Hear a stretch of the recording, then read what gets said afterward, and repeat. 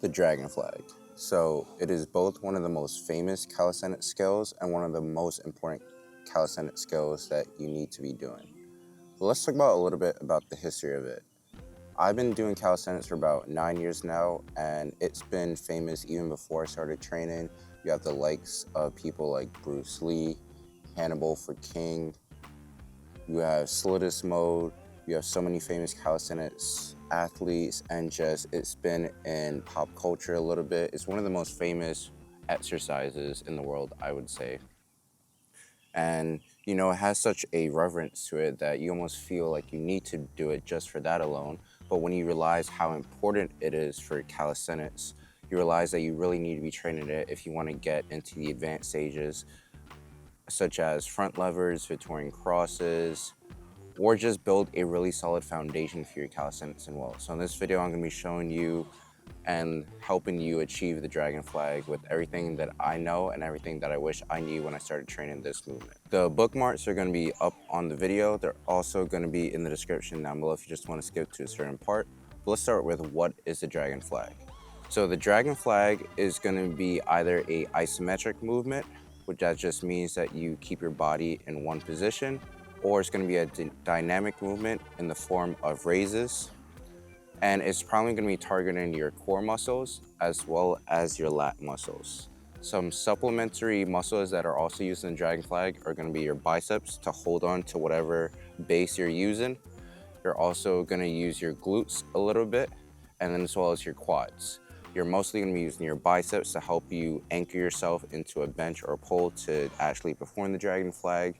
The glutes to really engage your lower body, make sure that it's in line with your upper body, and then your quads obviously to extend your legs.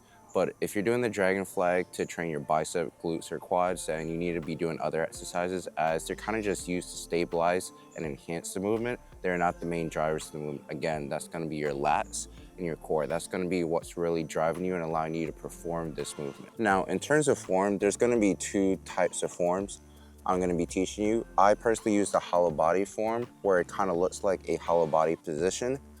And then there's also going to be what I call the Bruce Lee form. So the Bruce Lee form there's no right or wrong way. There's no right or wrong method, in my opinion. There's just two different variations that are pretty popular. The Bruce Lee form, also kind of known as the Frank Medrano form that I see a lot on social media, is you kind of arch your back and activate your lower back as well. And then you kind of flex to the hips to then bring your core into it. So it's kind of like a dynamic movement at the hips where you go between your lower back and your core. I'm gonna put a clip of me doing it on the screen, as well as Frank Medrano, who I think is the most popular calisthenics athlete that does this form. And again, there's no right or wrong way. But my personal form is that you have a straight line the entire time, and you're kind of resembling a hollow body position. And we can get into how every calisthenics movement is really just a hollow body with different scapular positioning, but that's a different video for another time. But this is going to be the form that I'm going to be teaching you in this video and what I personally use. And the reason why I use this form is because, you know, I'm doing this movement primarily to target my core, but also as a positional movement to help me prepare or just supplemental work for my front lever training and my Victorian cross training. And so this matches my front lever and Victorian form the most, so this is why I choose this form. And personally, I just think it looks a little cleaner, have your body in a straight line. I also generally just use it as isometrics instead of raises, so for that reason, I think the hollow body form is a little better for my purposes. So, how you train the dragon flag is pretty much how you train a lot of other calisthenics movements. You're going to be utilizing progression. You need to make sure that you have a foundational level of strength in order to perform this movement and start working on the progressions. So if you're brand new to calisthenics or working out, I suggest just building a basic core strength with lying leg raises, where your lower back is pressed into the ground the entire time to really make sure that your core is engaged. You don't want to be using a lot of momentum for this. And I personally like to breathe out as I bring my legs up and breathe in as I bring my legs down. And of course, you really need to make sure that lower back is pressed into the ground the entire time. If you could slide a piece of paper between your lower back and the ground, you're doing something wrong. You should not be able to move your fingers, a piece of paper, anything between your lower back and the ground. Press that into the ground the entire time. After you get good at this, you can still do lying leg raises, but add a reverse crunch at the end of the movement to make it a little more challenging, to get a little bit of a pike lift into your hips as well. And of course, you could get good at hollow body holds. I recommend that you can do a full hollow body progression hold before you start training the dragon flag. And even more supplemental work that you could be doing on are hanging leg raises, all sorts of progression, whether it's bent knee leg raises, straight leg raises, doing it for holds, just any sort of hanging leg raises could also be a good idea. I'm gonna have videos up on my channel on both how to do hollow holds and hanging leg raises right after this video. So if you need to build up strength in order to perform the dragon flags, go watch those videos and then come back here. So now once you have a foundational level of strength, whether it's with lying leg raises, hanging leg raises, or hollow body holds, you're ready for progressions. So you're gonna be starting with identifying where you're gonna be performing this movement, because this is kind of important. You need a good base of support so that you're actually able to have leverage and perform the movement. I personally love to do it on benches where I'm holding it kind of like this, holding the bench, on either side of my head. But I really love it when I find like a bar that's a few inches above the ground, so I can hold my hands like this. But there's no right or wrong place to perform this movement. You just need to make sure you have a good base of support. You could also hold onto like a pole behind your head or some sort of wall. That works too. Just make sure that you have enough space for your head and that, is gonna be comfortable for you. So once you identify a good place to have leverage and a base of support to form the movement, you're gonna be starting with a tuck dragon flag. From here, you're just gonna be you're gonna crunch your legs to your body first, and then use your lats to raise your lower body so just your upper back is on the floor. You're gonna be aiming for a 45-degree angle between your body and the floor. So with a lot of progressions, you're gonna be doing this for sets and time. So I recommend doing 3 sets of 30 seconds. We wanna make sure that you're breathing throughout this movement. I know as much as everyone that it can be really hard when you're starting a movement and you're struggling to breathe, but really try to breathe through the movement, because that's what's gonna allow you and know when you have mastered that progression. When you can breathe somewhat comfortably, you're either ready to add more time to your sets or you're ready for the next progression.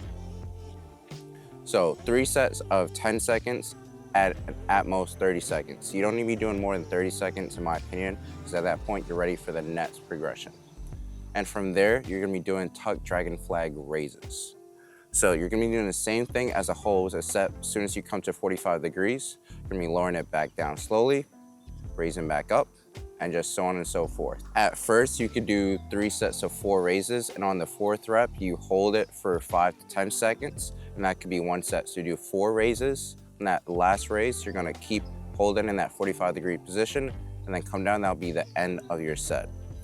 And there are a few ways to progress this. You could either keep adding more reps. I always like to do a hold on my last raise if I am doing raises for that day, or you could do, a raise, hold it for 3 seconds, come back down, another raise. So it's up to you how you want to program your raises. I personally like to do all my raises and then do an isometric hold at the end. That's just what I like, but you could play around with your own training. And then once you've mastered the tuck dragon flag progressions, you're gonna extend your knees just a little bit and progress to an advanced tuck. And now you're gonna be doing pretty much the same thing. I always like to master the hold first before I introduce raises. But if you're already getting somewhat good at the tuck dragon flag raises, you might be able to just progress straight into advanced tuck raises. And the same progression scheme you could use. So you could do 4 raises and then do an isometric hold at the last raise. And so you really want to master the advanced dragon flag, because it's quite a big jump in my opinion from the advanced dragon flag to the 1-leg dragon flag. You could play around with maybe like a half-lay straddle dragon flag, but I think the position is kind of awkward on dragon flags for those like in-between progressions. You kind of just need to make sure you get really strong at the advanced tuck dragon flag before you extend one of your legs for the 1-legged dragon flag. And of course, you don't have to extend that leg all the way. That could be an in-between progression where you kind of extend that one leg like halfway, then do it fully all the way. So you could play around with that. But I recommend going from an advanced tuck to 1-leg dragon flag. And of course, the same progression scheme is going to be utilized. You start with holds, get used to that, then progress to raises and holds, or just raises. And then finally, after a while, you know when you're ready, you can try the full dragon flag raises. So let's talk about some mistakes that people make with dragon flags. And I've identified 3 common mistakes that I think you'll probably encounter in your own training when you're learning this movement. First one is going to be your hips, and that's going to be not activating your glutes. Oftentimes, especially if you don't record yourself, you might find that you have a pike at the hips, so that your hips are going to be lower than your shoulders and your body's not in one straight line. So if you find that the dip is happening at your hips, you just need to activate your glutes and round your pelvis into a posterior pelvic tilt. That's really going to make sure that 1, you're activating your core as much as possible.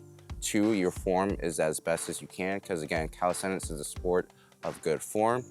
And also, if you're trying to use this as a progression to front levers and Victorian crosses, you need to make sure that your hips are activated in that position. So just making sure that your glutes are activated and that your hips are in line with your shoulders, creating one straight line, and that's going to be very important.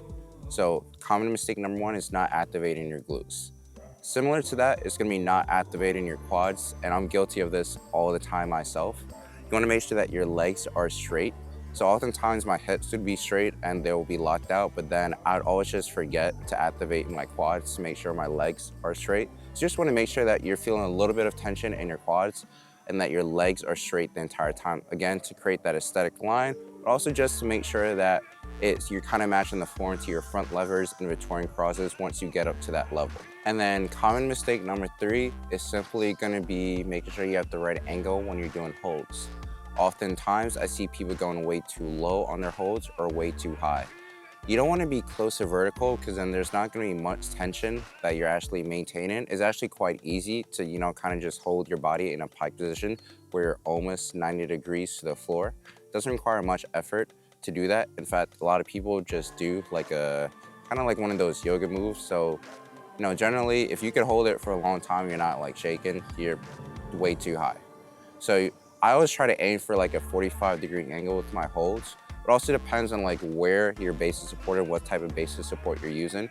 Sometimes you can go too low, and it wouldn't just be your upper back on the ground. Sometimes you actually get your mid back on the floor as well. So you want to make sure that really it's just your upper back and then your arms that are on the base of support. So just aim for that 45-degree angle. You don't want to be too low where a lot of your back is on the ground, because then it's going to be easier. You're not actually like using your core and lats as much as you can. And if you go too high, then there's not going to be much tension in the movement, and you could hold it a really long time. It's not going to be challenging yourself. So those are going to be the 3 mistakes that you need to make sure that you're keeping an eye out for. Now, in terms of making the movement challenging, there are a couple of variations that you could do to make it harder. And in no particular order, here are the variations that I think are going to be worth your while.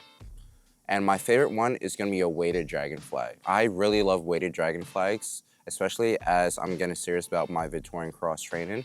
So there are a lot of ways to do it. You could hold a dumbbell between your feet.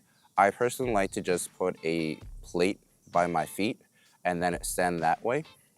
So, and because of levers and physics, you don't need a lot of weight. Eventually you're going to progress to higher and higher weights, but 5 pounds, the first time you do that, you're going to realize that it actually is a lot of weight. Probably gonna be shaking like crazy, but just need to identify some way. You could use like ankle weights too, or just get creative with how you're applying weight to your feet. But you definitely want to place the weight near your ankles and not kind of like by your hips. That's where it's gonna be the most challenging. And the form is gonna be the exact same.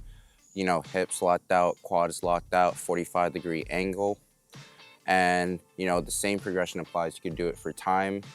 Raises, depending on how you're doing the weights. Maybe if you're using ankle weights, you could then do dragon flag raises with it. But if you're doing like a plate or dumbbell, it might be a little hard to do raises with the weights. But I really love this because it really challenges my core. And oftentimes I'm doing dragon flag for core training. There's some ways and variations that biases the lats instead of the core, but I feel like, at least for me personally, the weighted dragon flags really targets my core. And that's really my weakness with Victorian cross training. I feel like my lats are just gonna get stronger as I get better at calisthenics in general. But for that core and making sure my hips are in the right position, I really love this variation. So variation number 2 to make this harder is that you could do flutter kicks. And this was really made popular by Handwell for King. You see this in all of his classic workout videos, where he's in that dragonfly position, and then he's just doing like scissor kicks with his legs to really challenge those lower abs. And I really like to